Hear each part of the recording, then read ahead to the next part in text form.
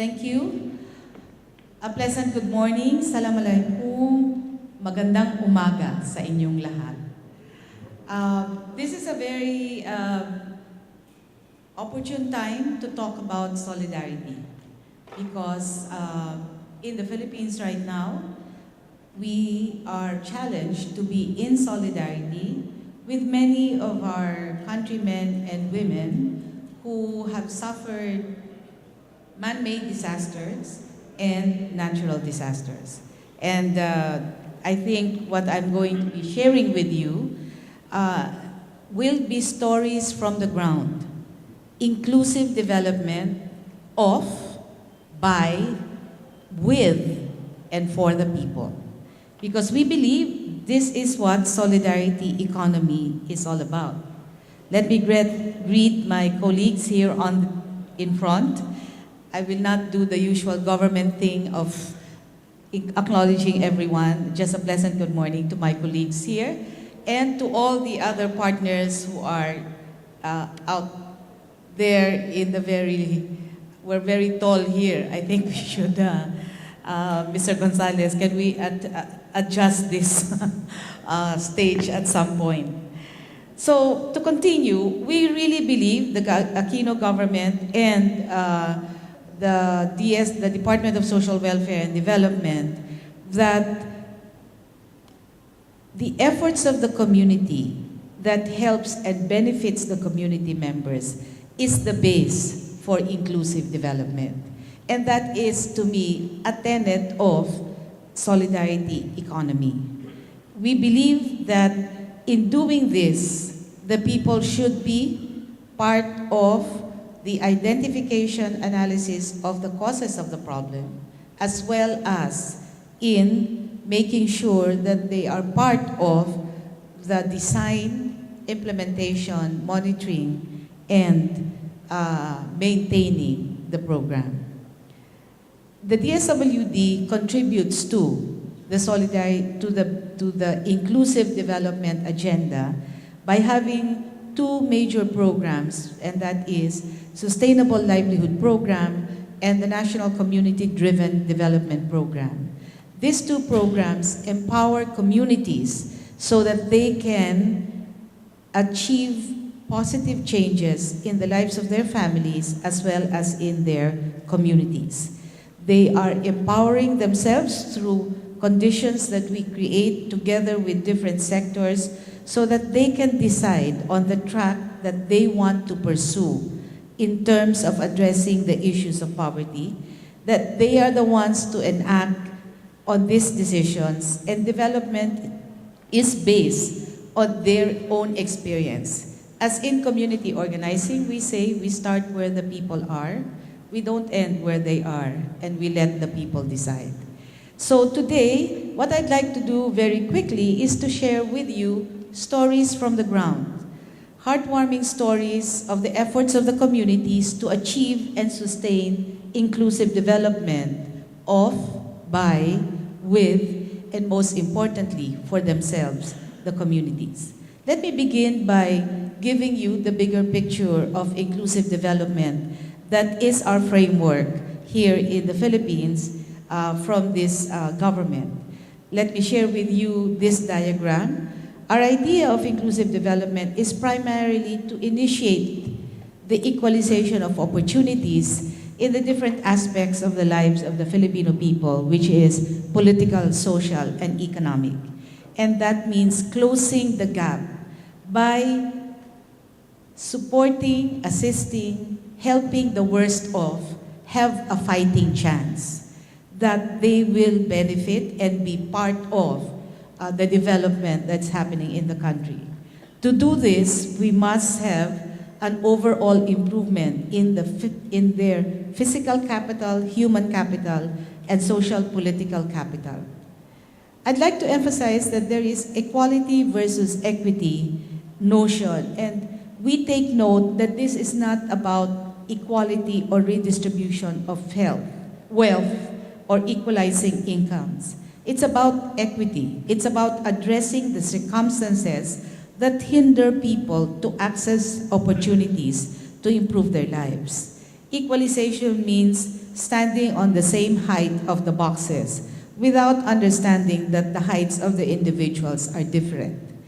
Equity means ensuring that the smallest have higher boxes and the tallest need not have a box, because that is the most important work that all change agents must recognize. It is to ensure that the hindrance for people to access opportunities to improve their lives, they are provided the boxes that will make them see the ground, as opposed to assume all equal boxes will give them the opportunity. It will not, as we see in this picture. So, what does social solidarity for us means? We have 4 basic principles. We believe in human capital investment, and that's we are doing through conditional cash transfer.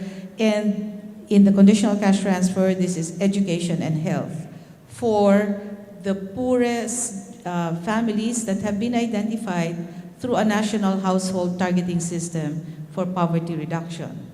It's social protection to ensure that the vulnerable, particularly vulnerable not just on disasters or natural vulnerabilities such as calamities, but vulnerable economically, politically, and socially, that we need to provide support and facilitate processes to mitigate their vulnerabilities. It is the empowerment process to give voice and vote to community, to ensure that their voice and their vote, and we don't mean just political, as well decision-making in processes that happen in their communities, and obviously that will happen if there is community participation. We believe that the voice is the chance, the capacity, and the capability to voice out their concerns and priorities and their own idea on how to improve their community life, the community life within a geographic spread, which is either a municipality or a province, and the country as a whole. The vote, more importantly, is giving the decision-making process be a reality in their hands. And this is not just the vote for an election, but the vote for a project, the vote for the allocation of funds through the bottom-up budgeting process. Now, 2 very quickly programs that concretize what I have just said are the following. The first one is the Sustainable Livelihood Program that the department implements with different stakeholders, not just the government, but the community first and foremost, then the private sector, and then the civil society organizations that we work with. This program basically is a community-based capability program aimed at improving the socioeconomic status of the participants. The program is derived from the Sustainable Livelihoods approach crafted by DFID in the United Kingdom, and also on our own experience of the Self-Employment Assistance Program, Kaunlaran, which has been running for the last 15 years. We have enhanced this, and basically, it facilitates opportunities for micro-enterprise development through social preparation, capacity building, and resource provision activities. That means we actually provide 10,000 pesos per family on a no collateral, no interest basis. It's building the capacity of managing funds. It also aims to facilitate the linkage to employment opportunities through the social preparation, capability building, and labor market networking. And the third aim is to link participants to support services and programs of different partners, including but not limited to national government agencies, civil society organizations, and private institutions. So I'd like to tell you a story instead to demonstrate what we mean by this. The rise of the micro-enterprise builders. The rise of the micro-enterprise builders engaged in dried fish production in Santiago Island in Bolinao, Pangasinan. This is a story of cash grants recipients turned into micro-entrepreneurs in this tourist destination town, famous for the ivory sand coastline, coral cave formations, and danggit. Danggit is the Filipino term of dried fish, or one of the kinds of dried fish that we have. We provided a capital assistance to those who are part of the conditional cash transfer in the Santiago Island area, where they organized themselves into a Santiago Island Self-Employment Assistance Workers Association. And what they did was to organize themselves into a group of 20 danggit producers. They were able to collect 34,000 pesos as share capital and membership fee. And with this, we were able to bring together this effort by providing them the capital, working with the Bureau of Fisheries and Aquatic Resources for enhancing their capability to produce better danggit. The Department of Trade and Industry brought them to different trade fairs to market their product, and the Department of Labor and Employment ensured that they would have the needed equipment, and the Department of Science and Technology made the packaging.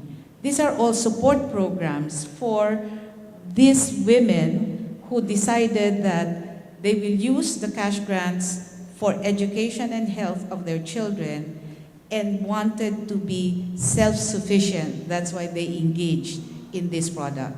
This is solidarity between and among themselves and providing the market for accessible dried fish to the communities that they come from.